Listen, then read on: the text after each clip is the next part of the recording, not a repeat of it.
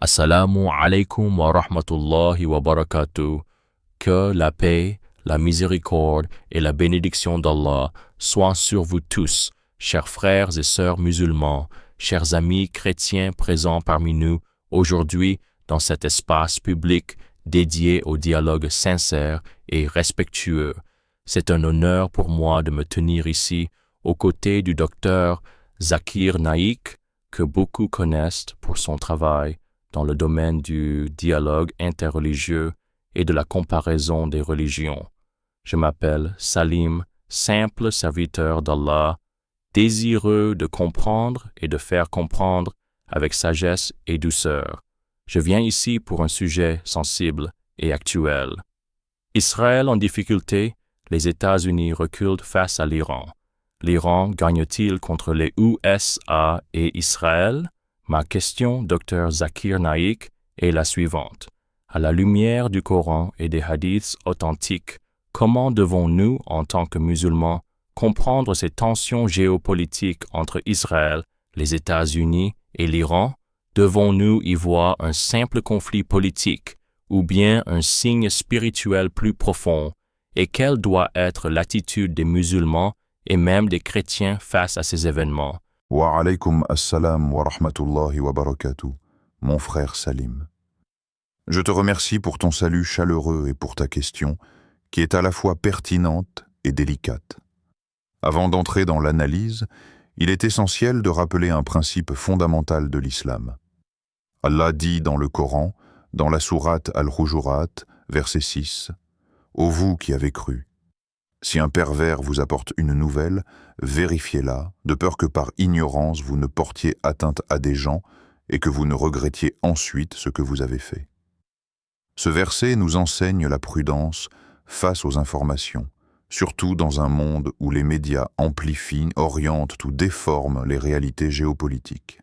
Lorsqu'on parle d'Israël, des États-Unis et de l'Iran, nous parlons d'États, de gouvernements, de stratégie politique et militaire. Il ne faut jamais confondre les peuples avec les décisions de leurs dirigeants. Le Coran dit dans la sourate Al-Maïda, verset 8, « Que la haine pour un peuple ne vous incite pas à être injuste. Soyez juste, cela est plus proche de la piété. » Ainsi, même dans un contexte de conflit, l'islam impose la justice et l'équité. Concernant la question de savoir si l'Iran gagne contre les États-Unis et Israël, nous devons d'abord comprendre que dans la vision coranique, la victoire n'est pas uniquement militaire ou politique. Allah dit dans la sourate An-Nasr, « Lorsque vient le secours d'Allah ainsi que la victoire, la véritable victoire est celle qui rapproche de la vérité, de la justice et de l'adoration sincère d'Allah. » Une puissance peut paraître dominante militairement et pourtant être en perte morale ou spirituelle. À l'inverse, une nation peut sembler faible mais être élevée auprès d'Allah par sa patience et sa foi. Allah dit dans la sourate Al-Baqarah, verset 249, « Combien de fois une petite troupe a vaincu une grande troupe par la permission d'Allah ?» Ce verset montre que la supériorité numérique ou technologique n'est pas le seul critère de victoire. Cependant, il serait simpliste de transformer chaque tension géopolitique en signe eschatologique direct. Le prophète Mohammed, paix et bénédiction sur lui, nous a mis en garde contre les interprétations hâtives des événements mondiaux. Dans un hadith rapporté par Al-Bukhari et Muslim, il a dit que parmi les signes de la fin des temps, il y aurait de nombreuses tribulations. Mais il a aussi enseigné à ses compagnons de rester attachés à la prière, à la patience et à la droiture, sans tomber dans la spéculation excessive. Notre responsabilité première n'est pas de prédire qui gagnera militairement, mais de nous demander, sommes-nous justes? Sommes-nous sincères? Sommes-nous fidèles aux enseignements divins?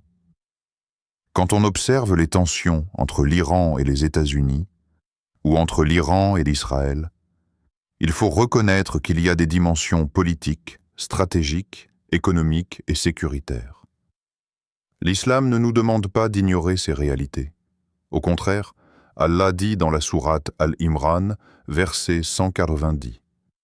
En vérité, dans la création des cieux et de la terre, et dans l'alternance de la nuit et du jour, il y a des signes pour les doués d'intelligence. Le musulman est invité à réfléchir, analyser, comprendre les causes et les conséquences. Mais il doit aussi éviter le fanatisme. Le prophète a dit « Aidez votre frère, qu'il soit oppresseur ou opprimé ». Les compagnons ont demandé « Nous comprenons l'aider s'il est opprimé, mais comment l'aider s'il est oppresseur ?» Il répondit « En l'empêchant d'opprimer ». Cela signifie que notre solidarité ne doit jamais être aveugle. Si un État musulman agit avec justice, défend les opprimés et respecte les principes éthiques, cela est louable. Mais s'il commet des injustices, cela ne devient pas juste simplement parce qu'il est majoritairement musulman.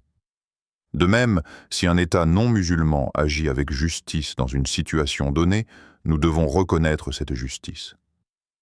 Le Coran affirme dans la sourate Al-Mumtahana, verset 8, « Allah ne vous défend pas d'être bienfaisant et équitable envers ceux qui ne vous ont pas combattu pour la religion et ne vous ont pas expulsé de vos demeures. » Ce verset établit un principe clair. La justice transcende les appartenances religieuses. Concernant Israël, la question palestinienne est au cœur de nombreuses tensions. Les musulmans ressentent une profonde douleur pour les souffrances du peuple palestinien. Mais notre réaction doit être guidée par les principes du Coran, non par la colère. Allah dit dans la sourate Ash-Shura, verset 40, « La sanction d'une mauvaise action est une mauvaise action équivalente. Mais quiconque pardonne et réforme, son salaire incombe à Allah. » Cela montre que même dans l'injustice, l'islam encourage la retenue et la recherche de solutions justes. Quant aux États-Unis, ils sont une grande puissance mondiale avec des intérêts stratégiques globaux. L'Iran, de son côté, se positionne comme une puissance régionale influente. Dire que l'un gagne ou que l'autre recule dépend des critères utilisés. Militaires, diplomatiques, économiques ou idéologiques. Mais pour le croyant, la question essentielle est « Ces événements nous rapprochent-ils d'Allah ou nous en éloignent-ils » Le prophète a dit dans un hadith authentique « La vie d'ici-bas est la prison du croyant et le paradis du mécréant. » Cela signifie que le croyant ne doit pas mesurer le succès uniquement par les critères mondains. Il est également crucial d'impliquer nos frères et sœurs chrétiens dans cette réflexion. Le Coran nous appelle au dialogue. Aux gens du livre, venez à une parole commune entre nous et vous, que nous n'adorions qu'Allah. Sourate Al-Imran, verset 64. Les chrétiens et les musulmans partagent la croyance en un Dieu unique, en la justice divine, en la responsabilité morale. Face aux conflits mondiaux, nous devrions unir nos voix pour appeler à la paix, à la dignité humaine et à la protection des innocents. La guerre détruit des vies, qu'elles soient bunes, musulmans, chrétiennes ou juives. L'islam interdit de tuer les non-combattants. Dans plusieurs hadiths, le prophète a interdit de tuer les femmes, les enfants, les moines dans leur monastère. Alors, y a-t-il un signe spirituel plus profond? Oui, dans le sens où chaque épreuve est un test. Allah dit dans la sourate Al-Baqarah, verset 155, « Très certainement, nous vous éprouverons par un peu de peur, de faim et de diminution de biens, de personnes et de fruits. Et fais la bonne annonce aux patients. Les tensions internationales peuvent susciter la peur, l'incertitude économique, l'instabilité. Mais le croyant voit dans ces épreuves une occasion de renforcer sa foi, d'intensifier ses prières, d'œuvrer pour la justice. Nous ne devons pas tomber dans une mentalité de simple confrontation civilisationnelle. Le prophète Muhammad, paix sur lui, a conclu des traités avec des tribus juives et chrétiennes. Il a établi la constitution de Médine qui garantissait des droits aux différentes communautés. Cela prouve que l'islam reconnaît la coexistence et la coopération. Si aujourd'hui des tensions existent entre certains États, cela ne signifie pas que les croyants doivent en nourrir la haine contre des peuples entiers. La sagesse consiste à analyser les événements avec lucidité, tout en gardant un cœur pur. Allah dit dans la sourate Ar-Ra'd, verset 11, « En vérité, Allah ne modifie pas l'état d'un peuple tant qu'il ne modifie pas ce qui est en eux-mêmes. Si nous voulons un monde plus juste, nous devons commencer par réformer nos propres cœurs, nos propres sociétés. Les divisions internes du monde musulman affaiblissent sa voix sur la scène internationale. L'unité, la justice, l'éducation et la moralité sont des clés bien plus puissantes que les armes. En conclusion de cette première partie de notre échange, je dirais que le musulman ne doit ni se réjouir aveuglément des difficultés d'un pays, ni désespérer face à la puissance d'un autre. La souveraineté ultime appartient à Allah. Il est Al-Malik, le roi. Il est Al-Adl, le juste. Notre devoir est de rester ferme dans la foi, juste dans nos jugements, actif dans la promotion de la paix et du dialogue. Si vous appréciez ce type de discussion constructive entre l'islam et le christianisme, je vous invite à vous abonner à cette chaîne, à liker, à partager avec vos proches et à commenter Allah Akbar, afin de montrer votre engagement pour un dialogue respectueux et éclairé. Lorsque certains disent « Israël est en difficulté » ou « Les États-Unis reculent face à l'Iran », ils utilisent un langage stratégique, militaire, diplomatique. Mais le croyant doit toujours replacer les événements dans un cadre plus vaste, celui du décret divin. Allah dit dans la sourate Al-Imran, verset 26, « Dis, ô Allah, maître de la royauté, tu donnes la royauté à qui tu veux, et tu ôtes la royauté à qui tu veux, tu élèves qui tu veux, et tu abaisses qui tu veux.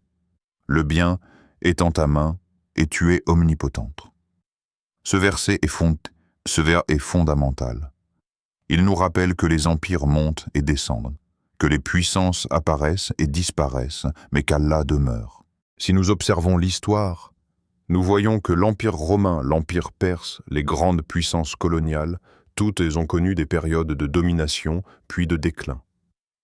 Le Coran lui-même évoque la défaite et la victoire des Byzantins dans la sourate Ar-Rum. Les Romains ont été vaincus dans le pays voisin, et après leur défaite, ils seront les vainqueurs dans quelques années. À l'époque du prophète, paix sur lui, cette prophétie semblait improbable. Pourtant, elle s'est réalisée. Cela montre que les équilibres géopolitiques peuvent changer rapidement, et que ce qui semble impossible aujourd'hui peut devenir réalité demain.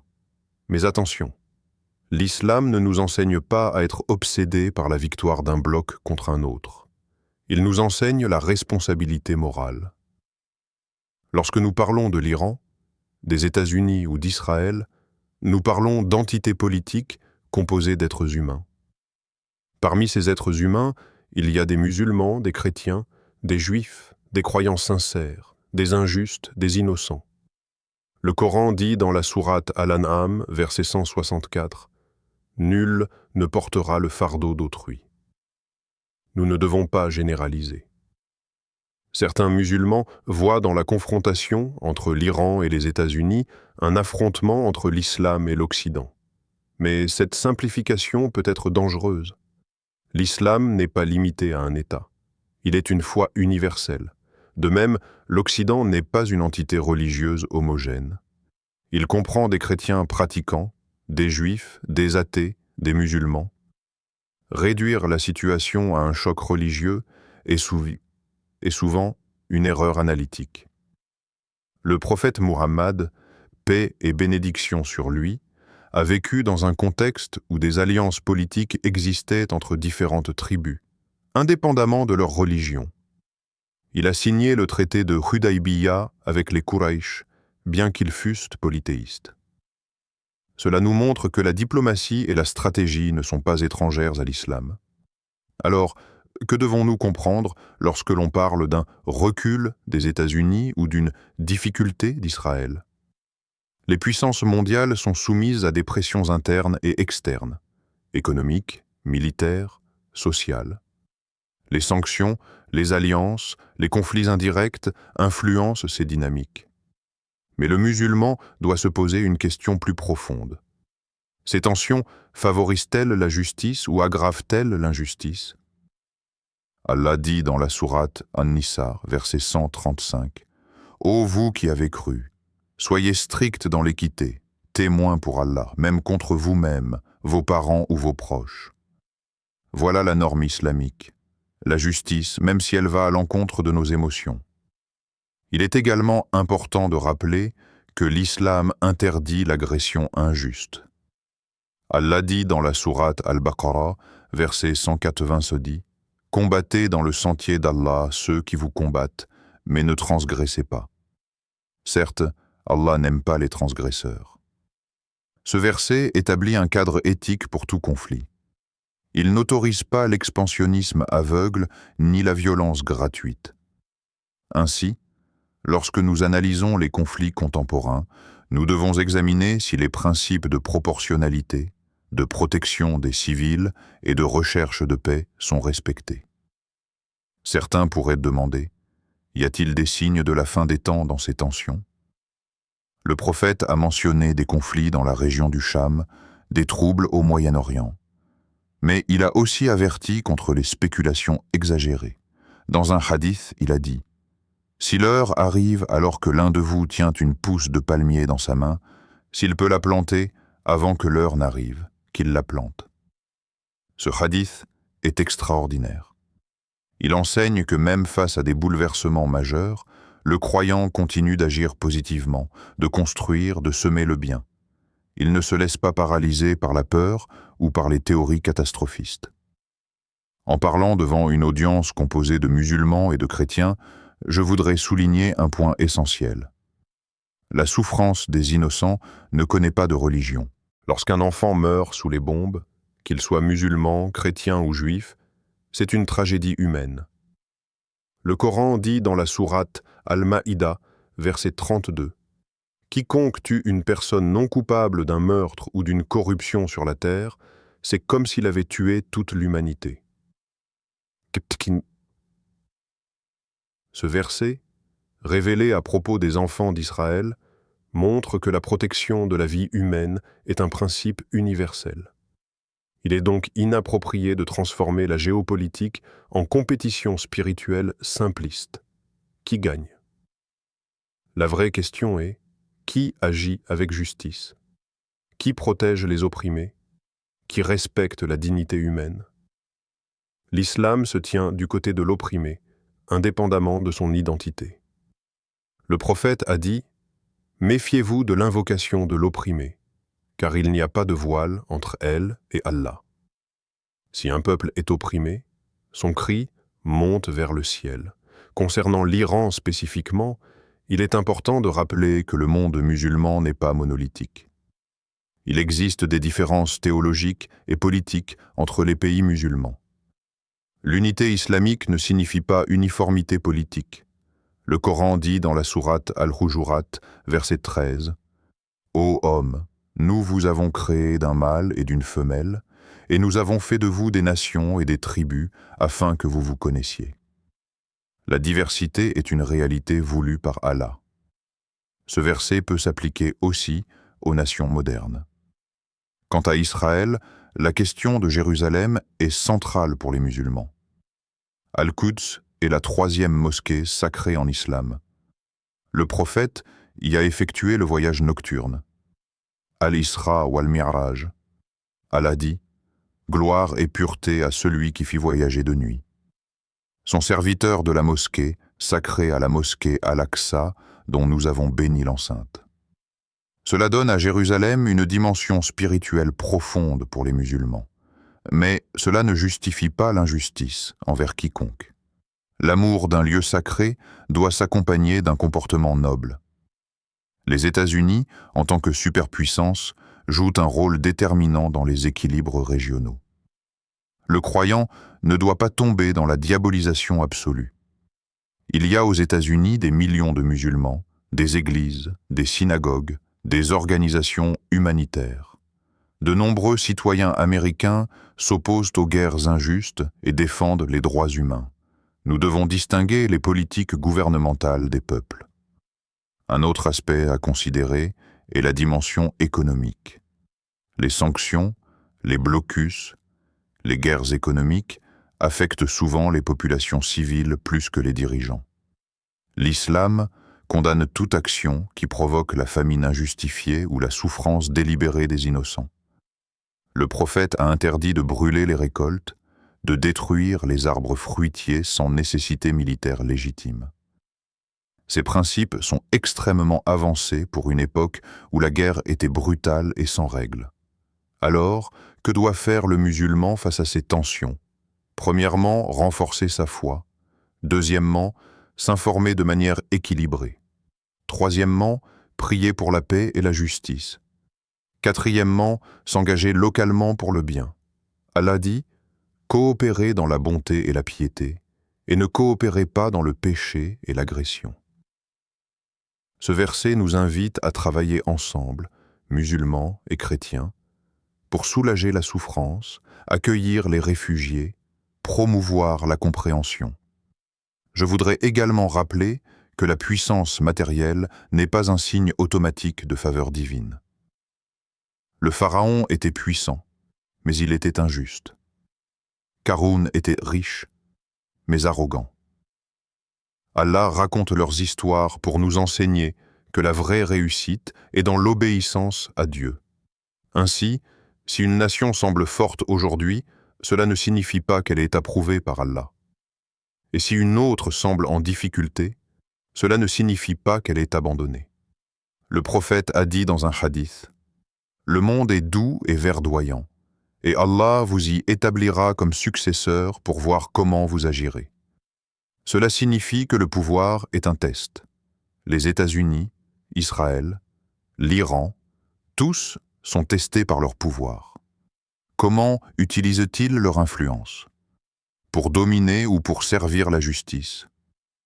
Cette question dépasse les slogans politiques.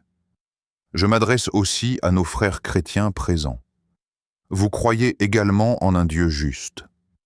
Dans la Bible, il est écrit « Heureux les artisans de paix, car ils seront appelés fils de Dieu. » Ce message rejoint l'esprit du Coran. Le dialogue islamo-chrétien ne doit pas être limité à des débats théologiques. Il doit aussi porter sur notre responsabilité commune face à la guerre, à l'injustice et à la pauvreté. Si certains voient dans les difficultés d'Israël un signe de faiblesse stratégique, ou dans les défis des États-Unis un signe de déclin, ils doivent se rappeler que l'histoire est cyclique. Les alliances changent, les équilibres évoluent, mais la morale divine reste constante. Le Coran dit « Et ces jours, nous les faisons alterner parmi les gens. » Cela signifie que la domination n'est jamais permanente. Enfin, je voudrais insister sur un point spirituel. Ne laissez pas la politique voler votre cœur. Ne laissez pas la colère remplacer la sagesse. Le prophète était ferme dans la défense de la vérité, mais il était aussi miséricordieux. Allah dit « Et nous ne t'avons envoyé que comme miséricorde pour les mondes. » La miséricorde doit guider nos analyses, nos paroles et nos actions, même lorsque nous parlons de conflits intenses et complexes. Lorsque nous analysons plus profondément cette question de savoir si l'Iran gagne et si les États-Unis ou Israël reculent, nous devons comprendre que le langage de la victoire et de la défaite est souvent utilisé par les médias pour simplifier des réalités extrêmement complexes. En islam, la notion de victoire est avant tout liée à la fidélité envers Allah. Allah dit dans la sourate, Mohammed, verset 7, « Ô vous qui avez cru, si vous secourez la cause d'Allah, il vous secourra et raffermira vos pas. » Cela signifie que le véritable soutien vient d'Allah et il est conditionné par la droiture, la sincérité et la justice. Regardez l'histoire de Badr. Les musulmans étaient peu nombreux, mal équipés, face à une armée plus puissante. D'un point de vue purement militaire, ils étaient désavantagés. Pourtant, Allah leur a accordé la victoire. Pourquoi? Parce qu'ils étaient unis, sincères et attachés à la vérité. Mais quelques années plus tard, à Uhud, lorsqu'une partie d'entre eux a désobéi aux instructions du prophète, la situation a changé. Cela montre que la victoire n'est pas automatique. Elle dépend de la discipline morale et spirituelle. Si aujourd'hui certains musulmans voient dans les tensions entre l'Iran, Israël et les États-Unis une revanche historique, ils doivent faire attention. L'islam ne se construit pas sur le désir de vengeance, mais sur la justice. Allah dit dans la sourate Al-Maïda, verset 2, que la haine pour un peuple ne vous incite pas à transgresser. Ce verset est extrêmement clair. Même si un peuple nous a causé du tort, nous n'avons pas le droit d'abandonner l'éthique. Il est aussi essentiel de comprendre que la puissance militaire n'est qu'un aspect de la puissance. Il existe la puissance économique, la puissance technologique, la puissance médiatique et surtout la puissance morale. Une nation peut gagner une bataille militaire et perdre son image morale aux yeux du monde. De même, une nation peut subir des sanctions économiques mais renforcer son identité interne. Ces dynamiques sont complexes. Certains analystes parlent d'un changement d'équilibre mondial, d'un déclin relatif de certaines puissances et d'une montée d'autres acteurs régionaux. Mais le Coran nous enseigne que les cycles historiques font partie du plan divin. Allah dit « Et ainsi faisons-nous alterner les jours parmi les gens ». Cela signifie que l'histoire n'est pas figée. Ce qui semble stable aujourd'hui peut être bouleversé demain. Je voudrais également attirer votre attention sur un principe islamique central, la responsabilité individuelle. Il est facile de parler des États, des gouvernements, des alliances. Mais qu'en est-il de nous? Allah dit dans la sourate Az-Zalzala, « Quiconque fait un bien fût-ce du poids d'un atome le verra, et quiconque fait un mal fût-ce du poids d'un atome le verra. » Ce verset nous rappelle que, malgré les grands conflits mondiaux, notre salut dépend de nos propres actions. Lorsque nous parlons d'Israël et de la Palestine, la souffrance des civils est une réalité. L'islam commande de défendre l'opprimé. Mais défendre l'opprimé ne signifie pas adopter une vision aveugle ou ignorer les complexités politiques. Le prophète, paix sur lui, a vécu à Médine avec des tribus juives. Il a conclu des pactes avec elles. Cela montre que la coexistence est possible lorsque la justice est respectée.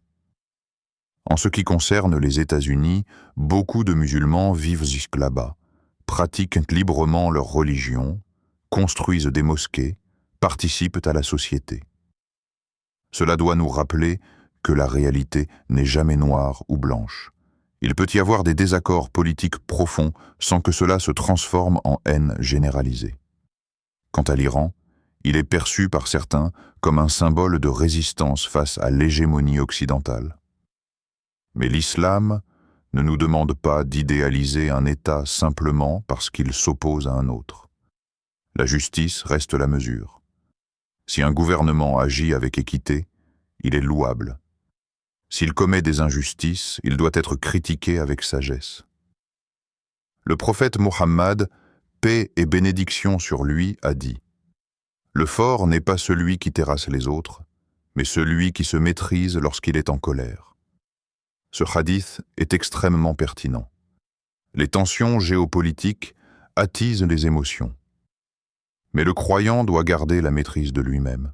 Il est également important de ne pas tomber dans les théories du complot excessives. Le Coran nous appelle à la réflexion rationnelle.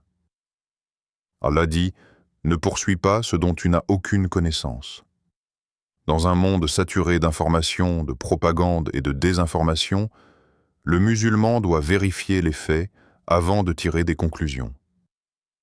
Nous devons aussi réfléchir à la dimension spirituelle collective. Allah dit « Allah ne modifie pas l'état d'un peuple tant qu'il ne modifie pas ce qui est en eux-mêmes. » Si le monde musulman veut retrouver une influence positive, il doit investir dans l'éducation, la justice sociale, la science, l'unité et la moralité. La véritable force commence de l'intérieur. Permettez-moi de rappeler un autre hadith. Le prophète a dit que les nations se rassembleraient contre les musulmans comme des convives autour d'un plat, non pas parce qu'ils seraient peu nombreux, mais parce qu'ils seraient atteints de wan, l'amour excessif de ce monde et la peur de la mort. Cela signifie que la faiblesse n'est pas seulement militaire, elle est spirituelle. Si nous voulons comprendre les tensions actuelles, nous devons donc poser une question plus profonde. Quelle est la qualité morale des sociétés impliquées? Sont-elles justes envers leurs propres citoyens? Respectent-elles les droits fondamentaux? Promeuvent-elles la paix ou l'escalade? Je m'adresse aussi à nos frères et sœurs chrétiens présents ici. Vous croyez en la justice divine, en la responsabilité morale, en l'amour du prochain. Ces valeurs sont communes. Face aux conflits mondiaux, nous devrions travailler ensemble pour encourager la paix, la diplomatie, la protection des innocents. Le dialogue islamo-chrétien ne doit pas être une confrontation, mais une coopération. Il est aussi crucial de se rappeler que la guerre est souvent le résultat d'échecs diplomatiques. L'islam valorise la réconciliation. Allah dit « La réconciliation est meilleure ». Si deux parties sont en conflit, il est préférable de chercher un terrain d'entente plutôt que d'alimenter la confrontation. Enfin, je voudrais insister sur un point. Ne laissez pas la politique définir votre foi. Votre relation avec Allah ne dépend pas de l'issue d'un conflit international. Elle dépend de votre prière, de votre sincérité, de votre honnêteté. Les empires passent, les alliances changent, mais la parole d'Allah demeure. Ainsi, au lieu de nous demander uniquement « qui gagne ?», demandons-nous « sommes-nous du côté de la justice ? Sommes-nous des artisans de paix ? Sommes-nous fidèles à nos principes ? » Voilà les questions essentielles que chaque musulman, et même chaque chrétien sincère, devrait se poser face aux événements qui secouent notre monde. Dr Zakir Naik, je vous remercie sincèrement pour la clarté, la profondeur et l'équilibre de vos réponses. Vous avez su nous rappeler que la véritable victoire ne se mesure pas seulement en termes politiques ou militaires, mais à la lumière de la justice, de la foi et de la droiture devant Allah. Vos références au Coran et aux hadiths nous ont aidés à replacer ces tensions internationales dans une perspective spirituelle et morale plus élevée. Cela nous pousse à réfléchir avec sagesse, sans haine ni simplification excessive. Qu'Allah te bénisse, cher professeur Dr Zakir Naik. Mon frère Salim, je te remercie pour ta question sincère et pour ton écoute attentive. Qu'Allah te récompense pour ta recherche de compréhension et pour ton respect dans le dialogue. Je remercie également notre audience, musulmans et chrétiens, pour leur attention et leur ouverture d'esprit. Si vous avez apprécié cet échange, je vous invite à vous abonner à Parole d'Al-Islam, à aimer et partager cette vidéo afin que le message du dialogue respectueux atteigne un plus grand nombre. Participez aussi dans les commentaires en posant vos questions concernant le script, afin que nous puissions continuer à apprendre ensemble.